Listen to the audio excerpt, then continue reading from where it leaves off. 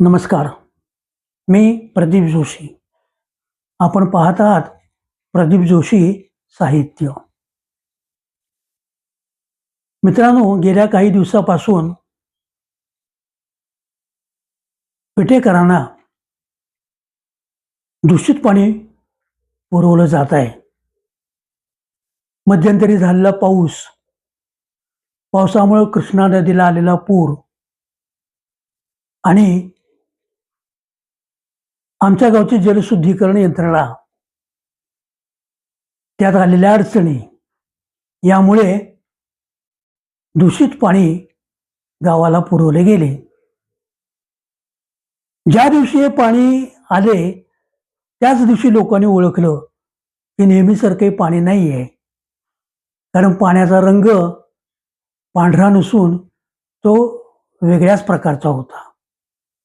लोकांनी शंका व्यक्त केल्या, पण त्यावर आमच्या नगरपालिकेतल्या सत्ताधारी मंडळाने काहीही प्रतिक्रिया व्यक्त केली नाही. अगदीच लोकांचा उद्रेक ज्यावेळेला वाढायला लागला त्यावेळेला त्यांनी सांगितलं की फिल्ट्रेशन प्लॅन्ट जो आहे त्यामध्ये थोडासा बिघाड आहे आणि तो दुरुस्त करण्याचे प्रयत्न चाललेले आहेत. एक होतं, नगरपालिकेकडे कचरा गाडी आहे, त्याच्यावर स्पीकर आहे. तुम्ही त्या स्पीकरवरून पहिल्याच दिवशी गावाला कल्पना दिली असती तर लोकांना त्याचा त्रास झाला नसता. पण पालिकेत लक्ष कोणाचं आहे? मुख्याधिकारी गायब, नगरसेवक फालतू चर्चेमध्ये गुंतलेले, कुणाचा कुणाला मेळ नाही. लोक आता नगरपालिकेत जायचंही बंद झाले. एकूण असा कारभार असल्यामुळं विटेकरांना शुद्ध पाणी मिळालं नाही.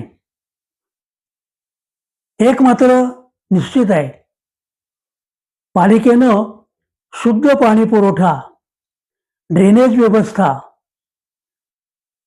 करणं हे नितांत गरजेचं आहे. ते त्यांचं प्राथमिक कर्तव्य आहे.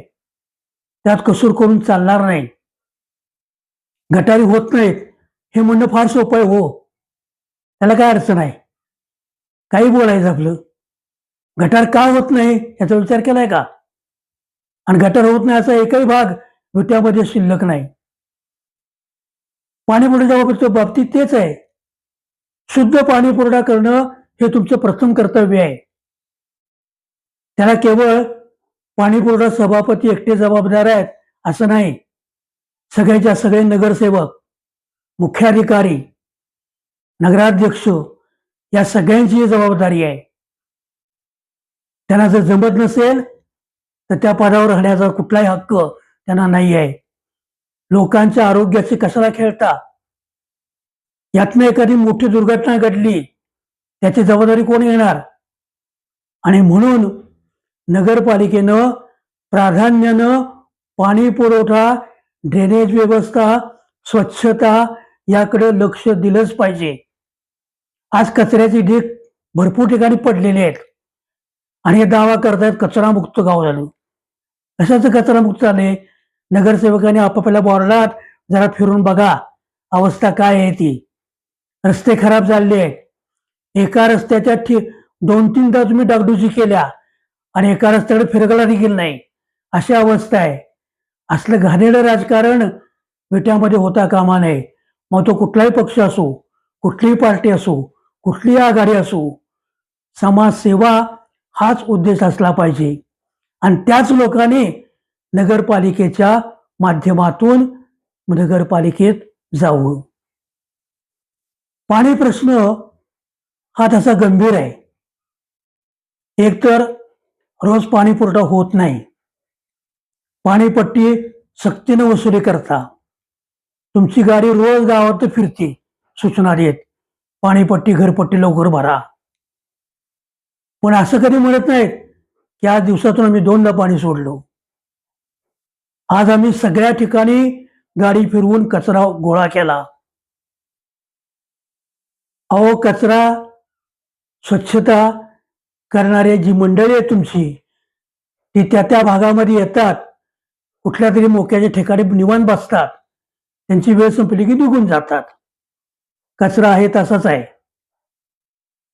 आणि हे मी अतिशयोक्ती करत नाही, मी फिरून बघितलेलं आहे. म्हणून म्हणतोय, नगरसेवकाने आपापल्या भागात फिरा. तुम्हाला जर पालिकेच्या सत्तेत पुन्हा यायचं असेल तर तुम्हाला हे करावंच लागेल.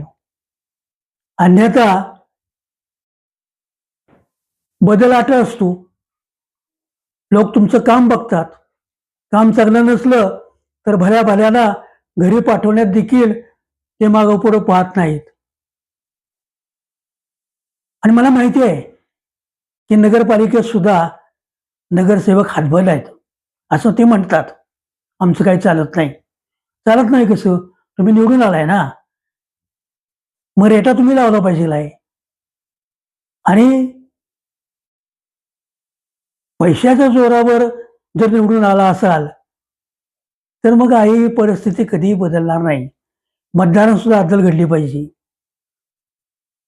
अहो, थोडक्या पैशामध्ये तुम्ही तुमचं अमूल्य मत विकलेलं आहे.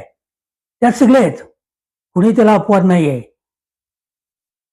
मग आता ओरडून काय उपयोग?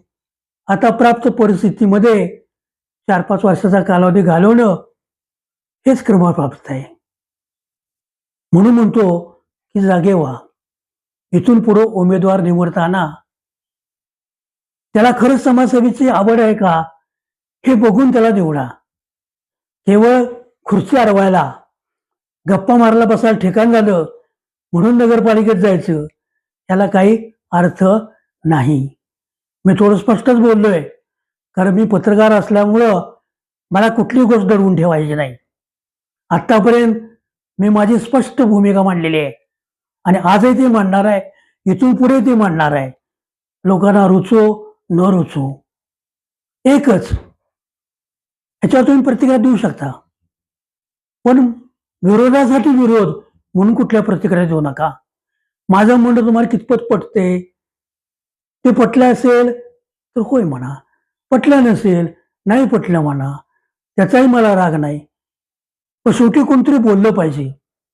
सगळ्यांनी जर शांत बसलं तर गावाची वाट लागायला काही वेळ लागणार नाही.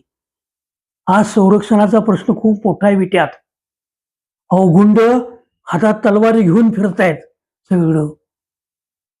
पोलीस यंत्रणा काही करत नाही, राज्यकर्ते त्यांना काही जाब विचारत नाहीत.